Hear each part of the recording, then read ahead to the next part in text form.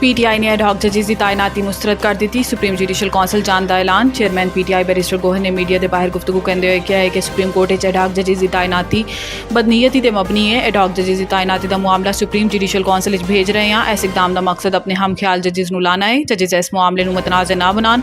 4 जजेस को एक नाल दौरान तातील लाया जा रहा है। दूसरी जानिब मीडिया नाल गुफ्तगू करते हुए PTI रहनुमा उमर अयूब ने कहा है कि साडे अराकीन असैम्बली को एजेंसियां झूठे मुकदमा से छुड़ा रही ने।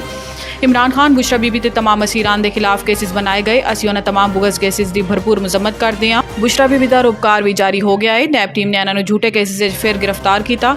एडहॉक जजेस के हवाले तो काजी फाइज ईसा तो गुजारिश है कि जजेस साडे केसिस ना सुनन। साडी हुबुल वतनी ते कोई उंगली नहीं उठा सकता।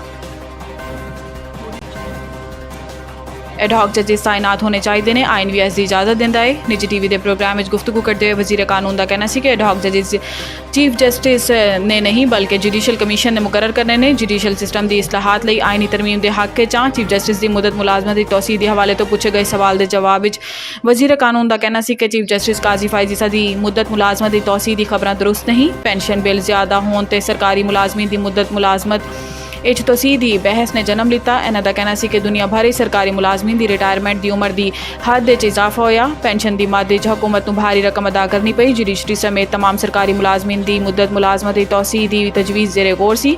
आइनी तरमीम का इख्तियार पार्लीमान के कोले। सैनेटर आजम नज़ीर तारड़ का कहना है कि अप्रैल के आखिर या मई के अवल चीफ जस्टिस तो जुडिशल कमीशन की मीटिंग के मुतलिक मुलाकात हुई सी। इस वक्त चीफ जस्टिस पाकिस्तान की मुदत मुलाजमत तौसीह का मामला भी जेरे बहस आया। चीफ जस्टिस पाकिस्तान ने कहा है कि मुदत मुलाजमत की तौसीह दिलचस्पी नहीं।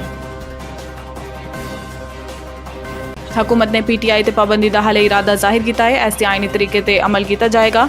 राणा सनाउल्ला ने कहा है कि हुकूमत आर्टिकल 17 के तहत किसी भी पार्टी से पाबंदी लिए डिक्लेरेशन दे सकती है। जो काबीना मंजूरी देगी तो डिक्लेरेशन को 15 दिन सुप्रीम कोर्ट में पेश किया जाएगा। तो अगर अदालत डिक्लेरेशन तो मुतफिक हो जाए तो इस पार्टी से भी पाबंदी आयद हो जाएगी। वजीर आजम के मुशीर का कहना सी कि हुकूमत ने हाले अपने इरादे को जाहिर किया है। आइन दिए गए तरीक़ाकार के मुताबिक अमल किया जाएगा।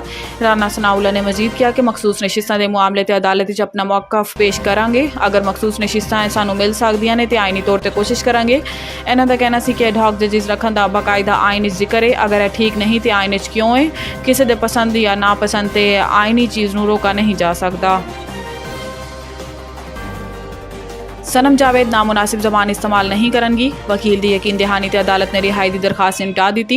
PTI रहनुमा सनम जावेद की रिहाई के मुतलिक दरखास्त से समात इस्लामाबाद हाई कोर्ट हुई। दौरान समात अटॉर्नी जनरल उस्मान मंसूर ऐवान ने अदालत को दसिया कि सनम जावेद हुण आज़ाद ने ते अपने सूबे जा सकती है। जस्टिस मियाँ गुल हसन औरंगजेब ने रिमार्क्स दिते कि इंटरनेट पर देखा कि सनम जावेद बहुत नामुनासिब जबान इस्तेमाल कर दी है। फाजिल जज ने दरखास्त गुजार दे वकील तो इस्तफसार किया कि तुसीं जमानत देंदे हो कि सनम जावेद मजीद नामुनासिब गुफ्तगू नहीं करेंगी।